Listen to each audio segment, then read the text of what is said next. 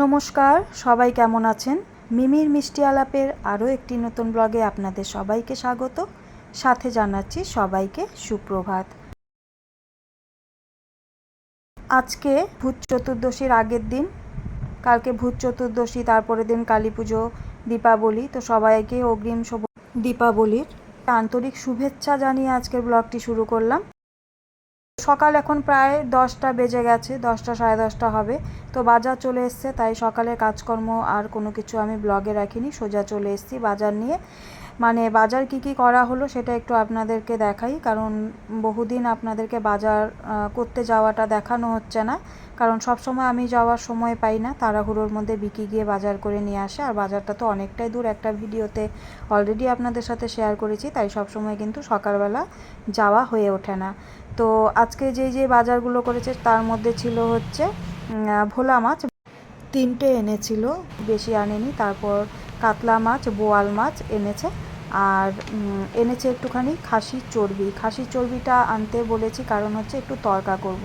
অনেক দিন থেকেই বিকি বলছে তড়কা করতে একটু, তো খাসির চর্বি আর ডিম না দিলে তড়কাতে খুব একটা বেশি মানে ভালো পায় না খেতে, সেই জন্যই একটু খাসির চর্বি আনতে বলেছিলাম। খাসির চর্বি নিয়ে চলে এসছে, কিন্তু আমি ভাবলাম যে এতগুলো খাসির চর্বি তো তড়কাতে দেবো না, এখান থেকে একটুখানি আমি গরম গরম বড়া বানাবো। খাসির চর্বির বড়া খেতে কেমন লাগে বলুন তো? আমার কিন্তু দারুণ লাগে, নিশ্চয়ই আপনাদেরও খুব ভালো লাগে, কারণ খাসির চর্বির বড়াটাই কিন্তু শীতের দিনে কিন্তু দারুণ একটি খাবার। গরম গরম ভাত হবে আর গরম গরম খাসির চর্বির বড়া খেতে হবে। ঠান্ডা হলে কিন্তু আর ভালো লাগবে না, কারণ ঠান্ডা হলেই এটা জমে যাবে, জমে গেলে কিন্তু সেই স্বাদটা কিন্তু পাওয়া যাবে না। তো সমস্ত কিছু ধুয়ে নিয়েছি, ধুয়ে নিয়ে পরিষ্কার করে ধুয়ে নিয়ে তারপরেই আপনাদের সাথে এলাম। আগে অফ ক্যামেরায় তো ঘরের কাজকর্ম করেছি, এরপর দিনে আর কতটা ভিডিও করতে পারবো সারাদিন জানি না, কারণ প্রচুর কাজকর্ম। পুজো চলে এসছে, কালী পুজো, ঘর দুয়ার পরিষ্কার করব, জানি না আর ভিডিও করতে পারবো কি না।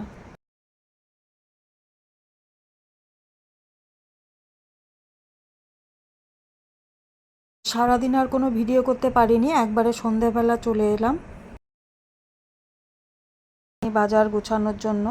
দিনের বেলা শাকটা কেটে নিয়েছিলাম, দেখুন বাজার থেকে আজকে শাক এনেছিল, আর কি সবজি এনেছে সেগুলো তো দিনে আর ভিডিও করতে পারিনি, এখন একটু আপনাদেরকে দেখিয়ে দেব। আর ধনে পাতা এনেছে, শাক এনেছে। শাকটা কাটা ছিল, করলে করতেই পারতাম, কিন্তু 3টের ওপরে বেজে গেছিলো, দুপুর 3টের ওপরে। বিকির খাওয়া হয়ে গেছে বলে আর আমার জন্য আর শাকটা করে কি হবে, রাতের বেলা তো শাকটা খাবো না, দিনের বেলায় খাবো, যার জন্য আর করাই হয়নি। বিকি খেয়ে আজকে তাড়াতাড়ি চলে গেছে, আমি স্নান পুজো করে রান্না করে আমার খেতে কিন্তু দেরি হয়েছে। তো যাই হোক, বেগুন এনেছে, কাঁচা লঙ্কা, আর লাল শাকের ডাঁটাগুলোকে আমি একটু আলাদা করে রেখেছি, কারণ ওই ফুলকপি আনলে দেখবেন ফুলকপির যে ডাঁটাগুলো হয় ওগুলো দিয়ে আলু দিয়ে বেগুন দিয়ে একটা চচ্চড়ির মতন করে খেতে আমার তো দারুণ লাগে। আর এনেছে ভেন্ডি, বেগুন, আলু, কাঁচা লঙ্কা, টমেটো।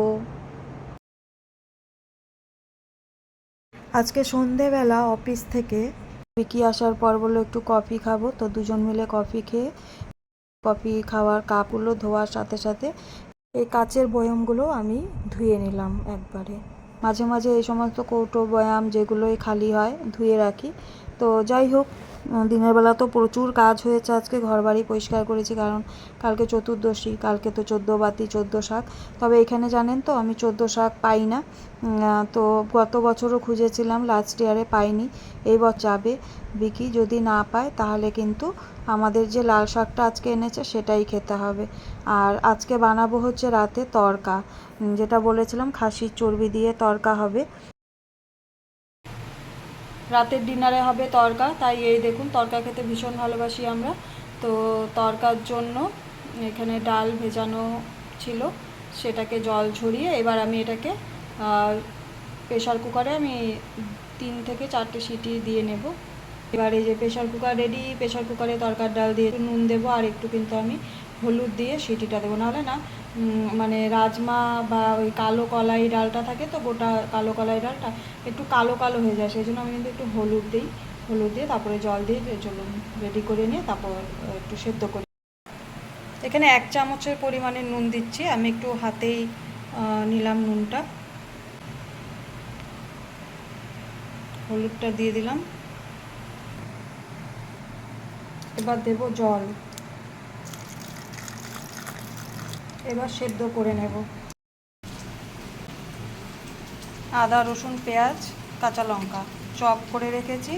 এবার ডিমটা ভাজা করে নামিয়ে নেব। নামিয়ে নিয়ে তারপর আবার একটুখানি সামান্য তেল দেব গরম করে, তারপর আমি এগুলোকে ভেজে তারপর বাকি প্রসেসটা আপনাদের সাথে রান্না করতে করতে শেয়ার করে নিচ্ছি।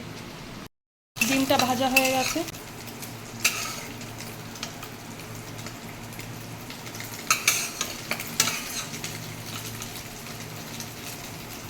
ওই কড়াইতে একটু তেল দিয়ে দিব। তেলটা গরম হয়ে গেল। এবার এর মধ্যে চপ করে রেখেছি পেঁয়াজ ও তরকার ডালের পরিমাণ অনুযায়ী কিন্তু সব কিছু এভাবে আমি চপ করে নিয়েছি।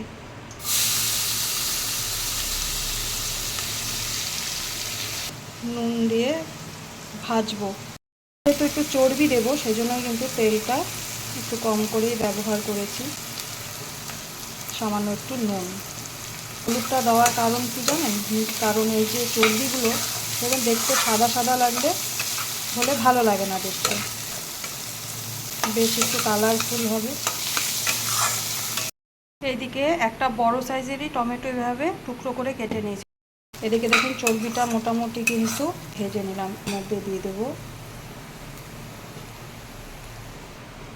এই যে দেখুন কতটা পরিমাণ তরকার ডাল। আমি প্রথমে চর্বির সাথে এটাকে ভালো করে কষাবো। ঝালের জন্য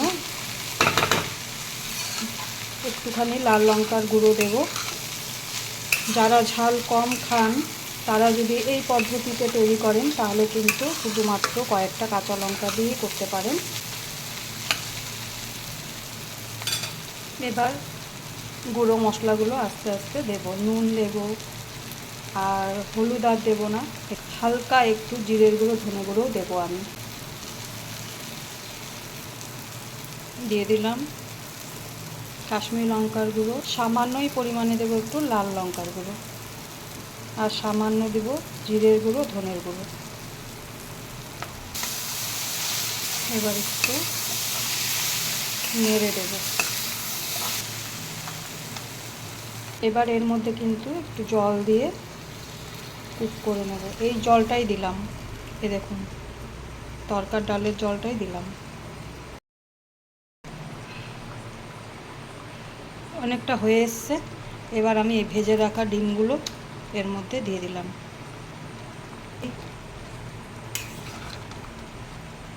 একদম ড্রাই করে কিন্তু নামাবো না, কারণ এটা এমনি টেনে যাবে।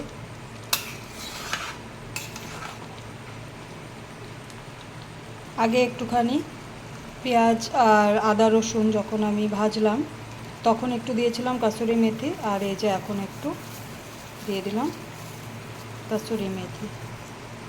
সামান্য একটু হাতে ডলে দিয়ে দিয়েছি। তড়কা মশলা দেওয়া হয়ে গেল। তড়কা মশলা, টমেটোর টুকরোটা এবার আমি দেব, নালে না প্রথমে দিলে পুরো টমেটোটাই দেখবেন পুরো গলে যায়, ভালো লাগে না। এভাবে দিয়ে দেখবেন, খেতে দারুণ। এবার দিব 2 চামচ পরিমাণে ঘি।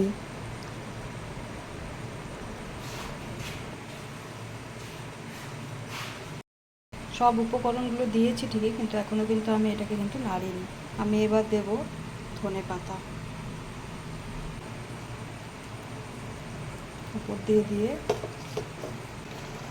নেড়ে দিচ্ছি। এরকম একটু হালকা গ্রেভিটাই নামাবো।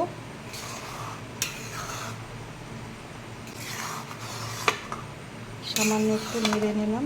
এইভাবে বানিয়ে দেখবেন, যদি এভাবে না বানিয়ে থাকেন একবার এভাবে শুধু বানিয়ে খেয়ে দেখবেন।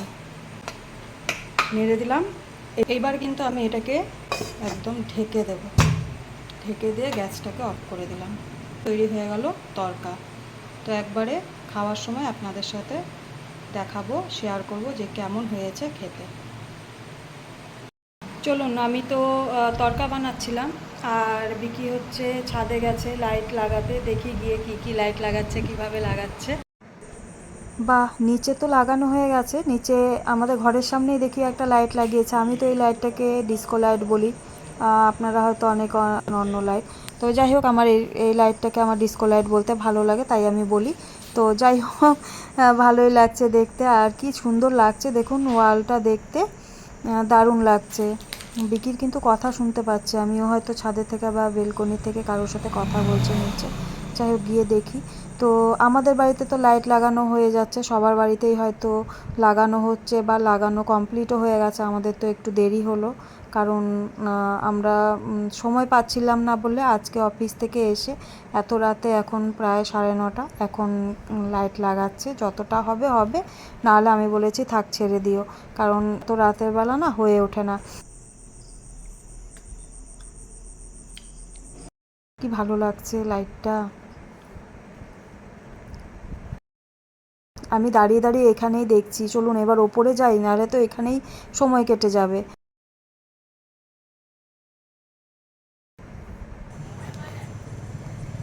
বিকি লাইট লাগাচ্ছে দেখুন, বেলকনিতেই ছিল।